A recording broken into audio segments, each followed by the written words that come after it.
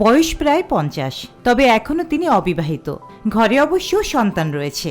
দত্তক নিয়েছেন 2 সন্তান। বলছিলাম বলিউড অভিনেত্রী সুস্মিতা সেনের কথা। সিঙ্গেল মাদার হিসেবে তার ভূমিকা অতুলনীয়। এমনকি তিনি রূপে গুণেও অনন্যা। তবুও তিনি কেন অবিবাহিত? বারবার এই প্রশ্নের মুখোমুখি হতে হয় তাকে। ইনস্টাগ্রাম লাইভ সেশনে ভক্তদের সঙ্গে আলাপচারিতায় একই প্রশ্নের মুখোমুখি হয়েছিলেন সুস্মিতা।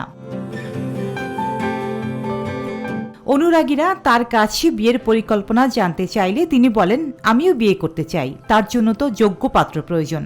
বিয়ে তো বললেই হয়ে যায় না, দুটি মনের মিলনের জন্য তো রোমান্টিক হওয়া দরকার, যাতে আমার মনের কথা তার হৃদয় শুনতে পায়। যেদিন এটা সম্ভব হবে সেদিনই বিয়ে করে নেব। সম্প্রতি জয়পুরে একটি বিয়ের অনুষ্ঠানে গিয়েছিলেন সুস্মিতা। সেই প্রসঙ্গ টেনে অভিনেত্রীকে তার নিজের বিয়ের পরিকল্পনা শেয়ার করার অনুরোধ করেন এক অনুরাগী। কোনো আপত্তি ছাড়াই এই প্রাক্তন বিশ্বসুন্দরী তার মনের কথা শেয়ার করেন।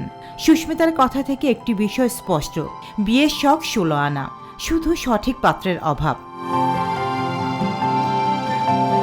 ইতিমধ্যে অভিনেত্রীর সঙ্গে নাম জড়িয়েছে ললিত মোদি থেকে রহমান সালের সঙ্গে। 2021 সালে প্রেমিক রহমানের সঙ্গে বিচ্ছেদ ঘোষণা করেন সুস্মিতা।